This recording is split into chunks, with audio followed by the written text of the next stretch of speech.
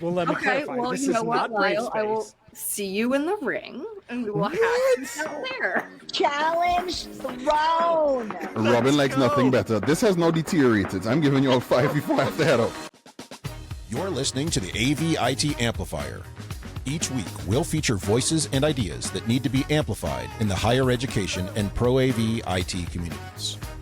This show is brought to you by higheredav.com. And now here's your host, Ryan Gray. Part of why I started this show, and I called it the Amplifier on purpose, because one, I thought it was cheeky because, amplifiers, yada, yada, yada, it made a good thing. But the idea was find who are voices and ideas that people need to hear from. And doing that has been kind of a very retail thing, right? Like I'm at an event, I hear somebody talk. I'm like, that's a great idea. Can I get them in? Can I get them on? What is the best way for me to find the voices and ideas that need more attention that aren't getting more attention? I'm literally asking you guys to just solve my own problems because that's all I know to ask. Gosh, I don't know. I think there's a lot of different ways, right? I'm going to just go ahead and jump in, talk without thinking. But no, I mean, I think that you can, there's the conferences, right? Obviously, like going somewhere and you're inspired by someone who you just met. And matter of fact, like when I went to, where did I go? Infocom and HETMA. I still got to get on Britt's podcast, right? Britt's like, I want you to be on my podcast. I think, meeting people like that. I think when you go to conferences or workshops and things like that, you meet people and you're really good at that. You're out there, you're learning, you're going to different work conferences and things like that. And so you meet those people. Your LinkedIn searches, don't be afraid of a Google or a LinkedIn search. Never fear that. And honestly, don't be afraid to reach out to those people that are published. As well. You'd be surprised. I'm surprised, like this little modest podcast that we got going over on at Yavapai College. I'm like, honored about the people that are willing to yeah, sure, I'll come and talk to you. I did this really cool thing. I'm like, really? You'll come and talk to me? Even though I feel like you're at this level and you want to come talk to my little thing. So there's a couple for you. Pick one that you want and run with it. John? Yeah, I'm going to go to the exact, so she gave you some very good advice up front. I'm going to give you the back end, is find the people that don't talk. This is what I run into is a lot of the people, they're doing a keynote and you're like, great, yes, that's everybody knows they're a motivator. They're getting paid to be motivating. They're doing it already. Is that if you're looking for the voices that are not getting heard, is you have to go hit the wallflowers, the people that don't come out at, okay, I'm doing a thing at a higher ed summit on networking, is building your network and stuff and trying to explain to people, how do you go out there? How do you find, and pulling these people off the wall. There's a lot of people that have stuff to say that have stuff that you might not ever address because they're too timid or they don't think that it has value or any number of reasons. But you have to go drag those people out. I mean, there's no other way to do it. I love that. You couldn't be wrong. And it's funny how kind of immediately I want to defend myself on that. So doing a panel at Infocom, and when we brought people in, all the invites went to people who had never spoken at Infocom before for that reason. But I had a challenge there that I have with the show also, which is when I've reached out, I reach out to those people and but I don't have anything to say, but I'm not important enough. But everyone else out there is smarter and so accomplished, and I'm not. And I've tried to say no, that is the whole point. The voices we need, and sort of it burst the bubble of these people that go on shows and give speeches they're just regular people. You know what I'm saying? And it's all kind of an illusion. How can I help break that bubble of people that even when they get the invite are timid or afraid to take it? Well, I'm not that smart. I tell people this all the time. I'm not that smart. If I came up with this idea, 1,000 other people have. So I was like, if you address my idea, you're going to hit home with 1,000 or 1,000,000 other people. I mean, someone else has already thought, they might not have said it, but they're sitting at home thinking about it. I mean, you go back into the personality stuff, when you think about people that fight depression or suicide or something like this, and people think they're in there by themselves. And then someone comes out and says something, they're like, well, crap, that's me. Or that's me. And then there's 1,000,000 other people that feel the exact same way. And so you bring them in and you bring them together and they're included in this, because there's other ideas. And so when you're talking to people, I think the point is that you have to relieve their tension. It's like, look, you don't have to come up with any brilliant ideas. I will ask you questions. Just answer them honestly. Mm-hmm. Just give me an honest answer. We've already talked sitting here. I know you're not a buffoon and I know you're not going to say anything. I mean, so it's like, come on and just answer honestly. I love that. And that's kind of like, that's exactly what I work on all the time, which is, who is this person? What do I know? And how do I set that person up for success? That's what you're trying to do, Look who just joined. Look who's here. Oh my goodness. Here, I thought we were winding down and we're just getting started. Ooh, ramping it right back up. Yes. I love it. Where am I? Who am I? What is this? This is fun.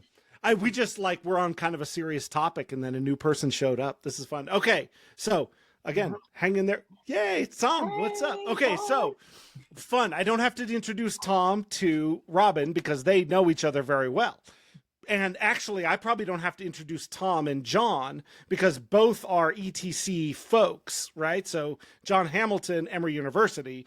Tom Aldridge was my boss at Yavapai College for a long time and hired me in there and is currently with NV5 and has been, I don't know, promoted, 3-4 times since you've been there now? What is going on with you over there? Not that many times, just once. So. Well, thank you for being here.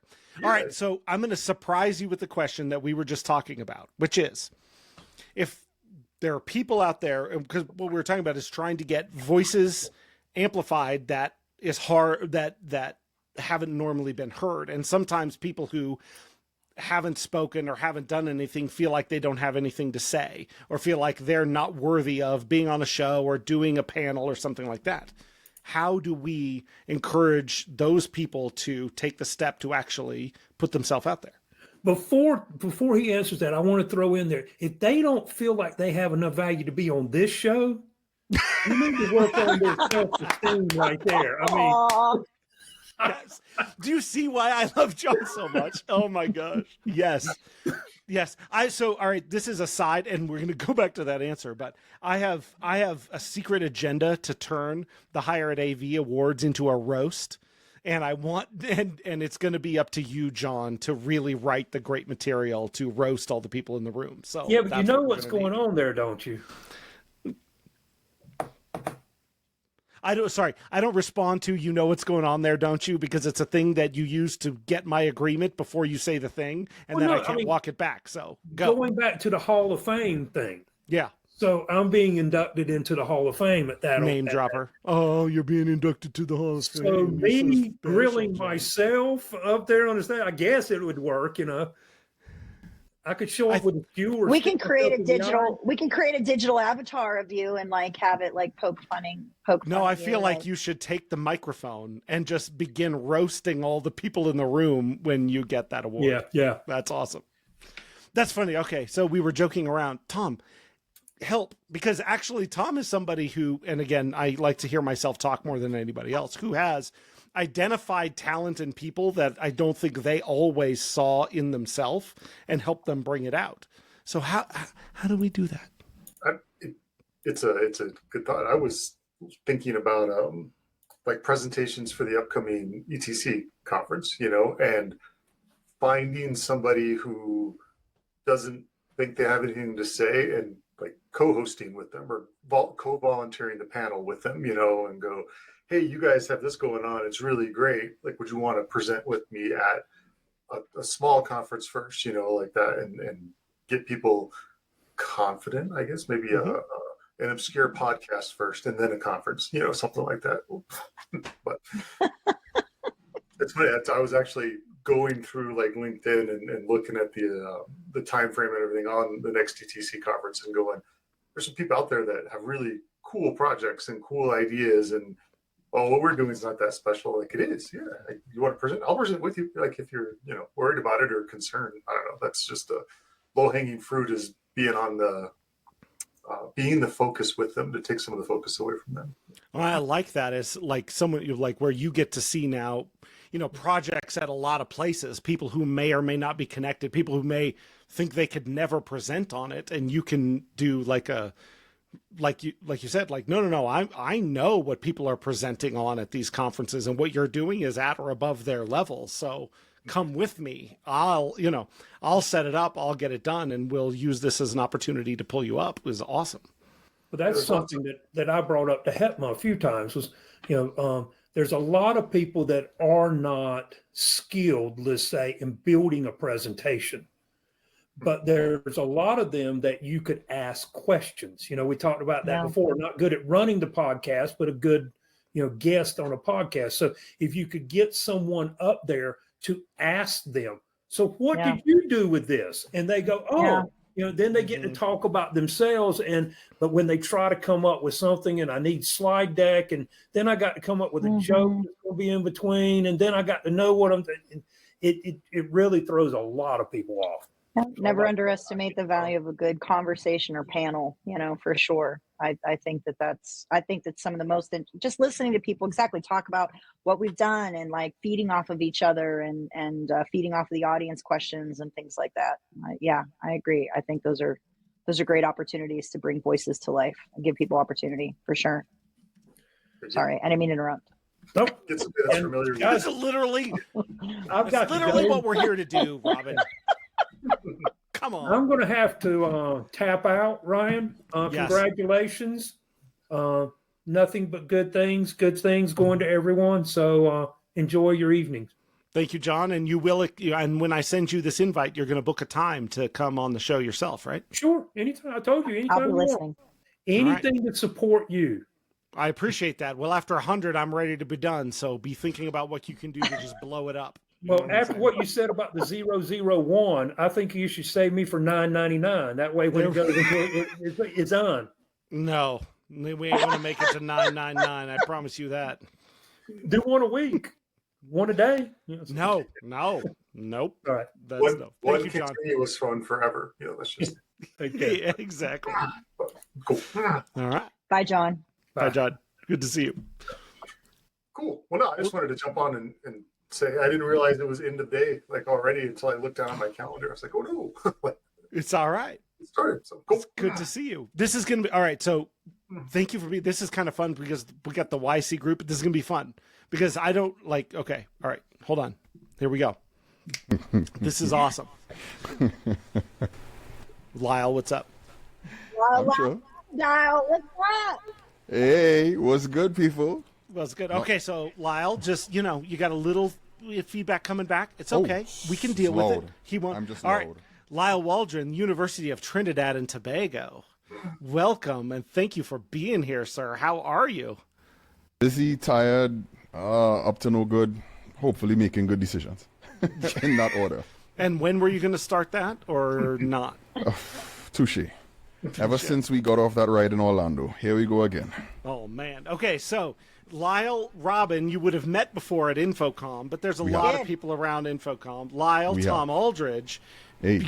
You know what I'm saying? Tom worked at Yavapai College, works for NV5 now, and hired me in there, which I feel like the need to say that because it bolsters my own credibility. Like, look, this person knows that I'm worthwhile. So everybody, you know what I'm saying, be nice to him. Makes sense. It's a small collective world of those that do what we do, so it's good to keep relationships around. Yeah, that's what I'm saying. All right, so what's going on? How many islands did you visit today, Lyle? Did you get to stay on yours, or did you have to fly? No, I'm flying on the 29th. It is Easter. Yeah. In British former colonies, that means that the kids are on vacation until I think the 28th. We've also called an election. So it's also election season down here, which is interesting, to put it mildly. And somewhere in all of that, I have all of my acting leadership structures in university and everything still going on. So things are pretty chaotic. But I mean, if the glass is half full and you keep seeing the empty portion, will you ever get to drink some water? I don't know. So I plan on, lifting that glass up half, quarter, whatever it is. I'm going to get something to drink. Full of beer? We could do beer too. Okay. Look, so one, Lyle speaks in proverbs, right? Oh, like Lord. It's so much fun. I love it so much. Two, he just activated. So I have a bachelor's degree in political science, if nobody knows. Boy. They've called elections because former British colony, you got a parliamentary system. In the U.S., we're used to very regular winner-take-all elections. And in these parliamentary systems, if things are breaking down, somebody just goes, hey, all right, it's not working. We need the people to weigh in. We're calling elections. Go. But the And good it can news in happen our case is, anytime. the good news in our case is we're at the end of term, so it's due. It's constitutionally due. It has to happen. It's Okay. not a Singapore parliament where somebody's throwing a shoe across the hall, and it's not one of those. Although I'm quite sure somebody in my parliament probably wants to throw a shoe. Yeah. But we're not there just yet. So it's just regular cycles and seasons. But I've seen this before a few times, so I think I'll be okay. But it's fun to think about, like, the not fun. I take that back. Fun's not the right word, but when things feel volatile in different areas and different things going on, like everyone has different. Like in the U.S., things in higher ed feel very volatile right now. But volatile is a sliding scale of different people's experiences, isn't it? Oh yeah. If you're a billionaire right now, the global economy is great. If you have a 401k and you're in the States, well, see what had happened was it goes downhill from there very quickly, right? So it's, but I don't know. Maybe I think I'm getting older, so I've seen the cycle in this a few times. Well, Did we lose Lyle? I lost. yeah, you Lyle. did. Oh, You there did. you are. You're back. All right. I heard it. I was like, what just happened there? Yeah, I was just saying the short version of this. I think because I've gotten a little older, I've seen this a few times, and this too shall pass. That's right. I love that. Well, So there are those parables again. I'm sorry. The sun will come out tomorrow. All right, there we go. I'll give you all right, so let me give you a parable that we were talking about with people earlier, which is in times of volatility, sometimes the key is to make the main, so the main thing is to make the main thing the main thing. So in your world of volatility, what is the main thing that you try and stay focused on or keep your people focused on? That was a very good question. I only asked good question. Of course it's a good question. Clearly, I asked it. Clearly. I had a member of staff who was on extended leave because of some personal reasons. So I did have a pretty significant all hands meeting last week. And I think the general sentiment that over the past week, I think we really have to come to terms with is that we really need to stick to our processes. Now is not the time to break processes because of social currencies or because in this time of volatility, one of the things that will get us through is if we are on process every time. So if this is how it's done, and that's not to say that you're being rigid or inflexible and all of those other, very nice socially. What is going on today? Socially defining terms. I don't believe it. Oh God, what are these days? But I just think it was important for us to make that determination, and recognize that the process, like the 76ers said, trust the process, right, Ryan? Just trust the process. Sad for the Phoenix Suns, but the 76ers will figure it out one day, I guess. Yeah, exactly. They'll figure it out. But yeah, so it's just trusting the process and sticking on to the framework, and everything will fall in place. Okay, so I'm going to throw a question back to Tom then when it comes to process, because one of all the sayings I say, one I have definitely cribbed from Tom is, especially when it comes to process, is it's not my way, it's not your way, but the agreed upon way.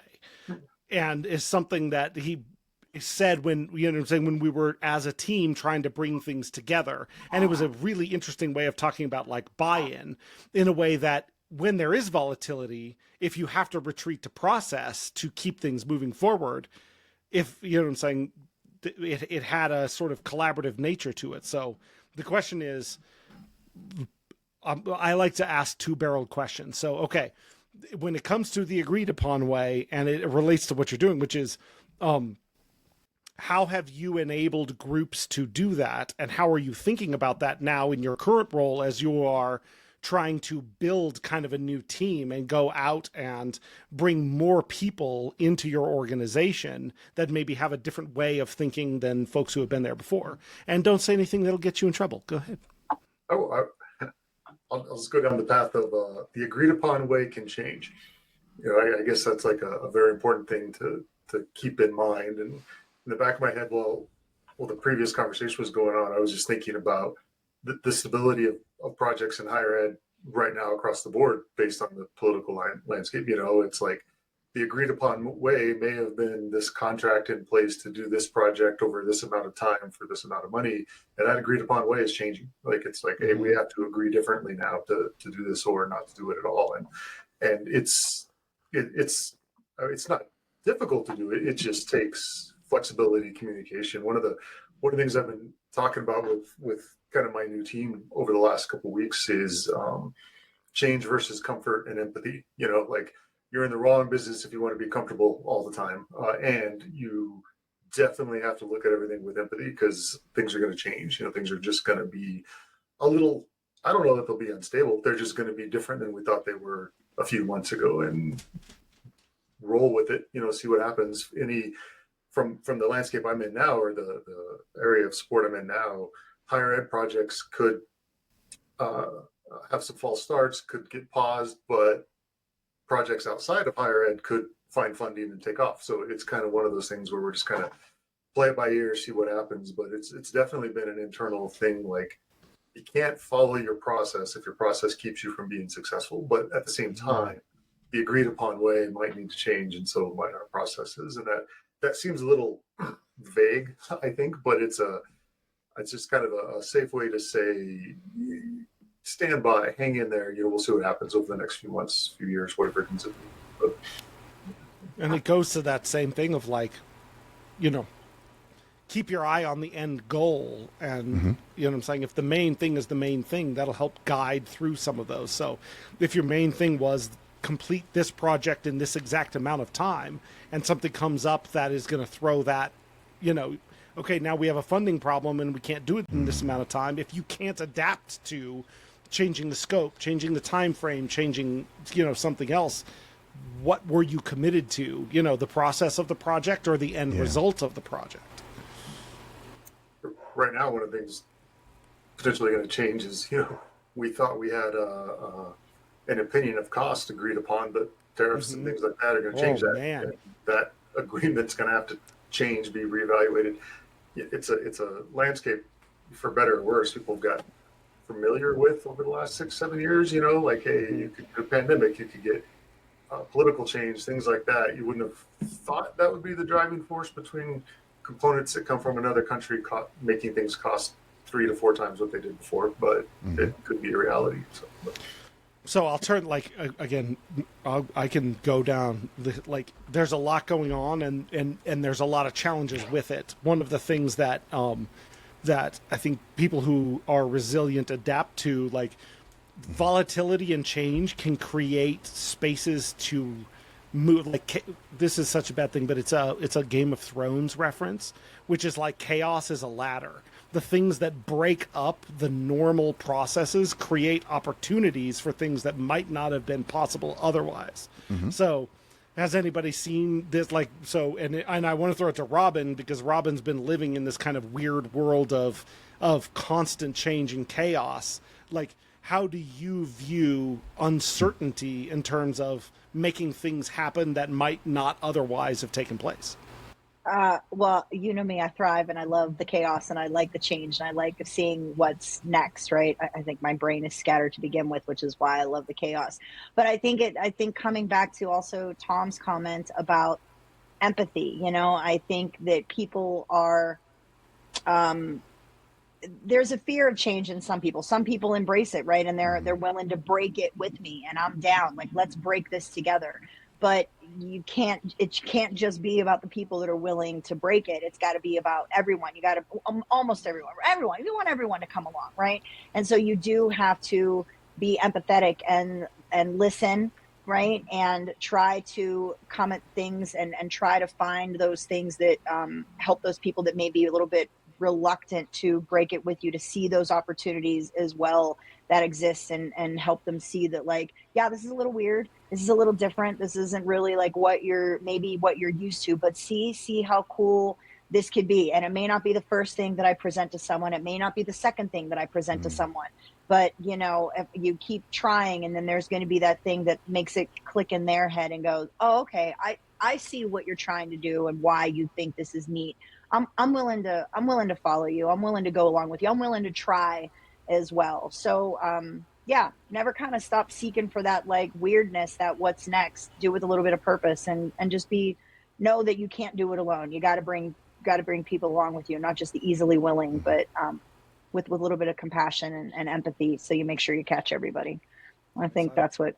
But I like breaking stuff. Let's break it together. Let's do it. I'm the same way. Okay, so I'll do which is I like breaking stuff, but people like breaking stuff from a place of security. You know what I'm saying? A place of insecurity, it's harder to break stuff. But while you were talking, I'm going to do my Lyle impression, which was this. Oh, boy. He was kind of looking up at the corner. Boy. And Lyle's got, like, I don't know how many graduate, I can't remember how many graduate degrees you have from how many places around the world. It's a lot.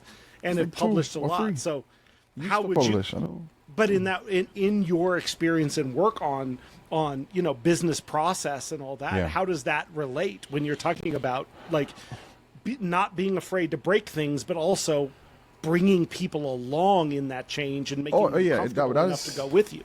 Ryan, that's going to be a constant. I mean, I agree so much with Tom about those vagaries that, are just there. The future is literally a vagary, and it's always been that. I think the difference now is it's no longer vague that we're going to be in tune. I think that's where the issue is. Humans are not really good at tune. Breaking something to do something new is fine. I came to university too long ago. I don't even want to admit how long I've been at this current position. And when I came there was we want high touch, this, that, the third, whatever is the case, which is great. The problem is they weren't staffed for high touch. So, broke everything. Yeah, you're not going to get that from president go down. What you're going to get is we're going to go self-serve, this, that, the other, design via technology. We have 10 campuses and 2 islands. We're pushing everything to the network. We're going to remote manage everything. And it was, and still is in many ways, difficult, right? I'm in conversations right now, still talking about the sister isle and some of the things that we have to do over there with a new provost and a new president. Again, right? He's like my 7th president or something like that. Right? Yeah, in my tenure, right? So, I'm not afraid of the vagary. I'm not afraid of the churn. I think you hit the nail on the head. The conversation really now is not so much a fear of future or being rigid to any process. Is how do we adapt to chaos and chaos in the realist sense. A couple months ago, higher education was like a good thing. It was a beacon. It sent, it started the space race. It saved us. I mean, there's an impending cancer, cure or treatment that may or may not come out the gates. But, funding's been cut and we don't want to do those things anymore. And we are now not too pleased with higher education for philosophical reasons. I will say that even in the churn of before, political, power structures, financial churns, we've been through financial crises and all of the rest, there was still always a sense of certainty that we were all speaking to a singular. And for better or for worse, we were all trying to get to similar goals. Progress, moving forward, getting to Mars one day or Jupiter, wherever we want to go. Finding a cure for cancer, finding a way to decrease tuberculosis, like whatever it was from the 30s or the 1800s to now. And that, to be fair, seems to have changed. And I think for most, that's where the discomfort lies. And how do we create frameworks for this thing that I'm not even too sure what this thing is anymore? So I think the first thing I have to figure out is what is the thing? And then I can figure out, yes, I can break this thing that we had before and I can make this thing work.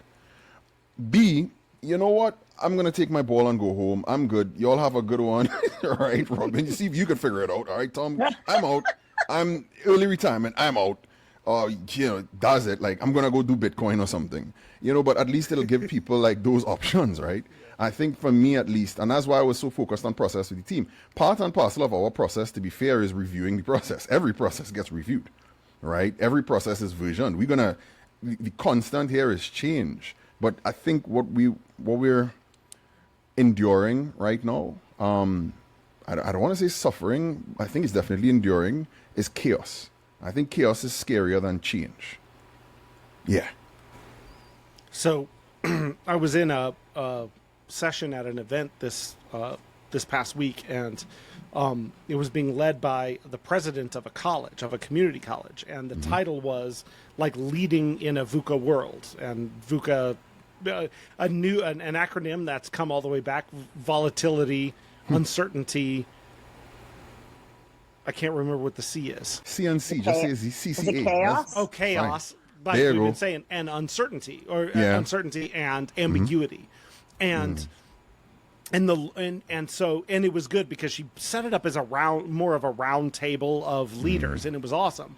And one of the images that came through that we participated in is like, we're used to this model of change being like you've got your canoe on a nice calm flat lake and there's a good status quo, and then a change comes along, and then you have to survive the rapids, right? And you paddle and you do your thing until you get to the next nice calm lake, and you're back to a new status quo. And that I mean, I think those of us in technology kind of know for a long time that doesn't exist, right? We live change all the time. And that if it comes to higher ed or even a bigger thing, like there are no calm lakes anymore. It's all going to be rapids. But that's okay. What we got to do is, turn our boats into things that are great at the rapids and turn into people that have fun navigating the rapids. We love the rapids. The rapids is what we want. The calm lake is boring. So boring. So how, I'm saying? You can't break a calm lake. You can't break a calm lake, Robyn. No. I splash the paddles in the water. Nope, it's not the same. Robyn's trying to find the drain plug in the bottom to pull it out. And that pulls everybody down. But it's one of those things that's like, when people are looking for support in change, the key is we're going to build, like our job is to build a boat, build an infrastructure, build a place that is resilient to change, right? That when we hit a rock, when we hit something, it doesn't capsize, it just bumps a little bit and we can continue to move forward. That is a bit of a paradigm change, but I think it puts people who are more comfortable with change at the head of the boat than at the back. With that being said, I'll stop talking and see if people think I'm crazy or I know what I'm talking about. Well, before you move on to ask people questions, did you see who just joined us? Oh, no. How did I miss that?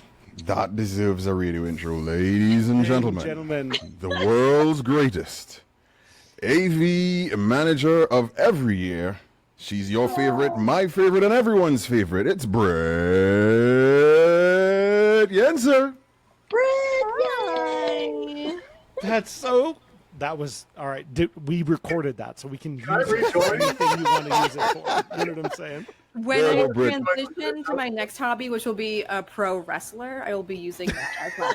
There you go, Britt. I don't usually do drops on IDs anymore since I left radio, but I'm going to give you that for sure. Thank you so much. Britt, and you know how much I like and respect you. Don't go into pro wrestling. I would be so good at it. I'm very scrappy. I can get up on the things and do little jumpy moves and be like, Britt, but then you like wreck somebody and be like, oh, how do you feel about that? Britt, the fact that you called it a thing means you should not get into pro wrestling. I thought the same thing when she said get up on the things. I'm just cashing a reality check for you here, right? I don't think. I can't believe you guys don't support me in my pursuit of being a pro wrestler. Thank you for listening to the AV IT Amplifier. Join us again for next week's episode when we'll welcome a new guest who you'll want to hear from. We promise. Your host has been Ryan Gray. He's on the tweeters at Ryan_A_Gray, or find him on LinkedIn to connect. Please subscribe and give the show a rating and review wherever you get your podcasts. This show is brought to you by higheredav.com. The views expressed here are not necessarily those of our respective institutions, employers, or sponsors. Everyone hang in there, go easy, and we'll be back next week.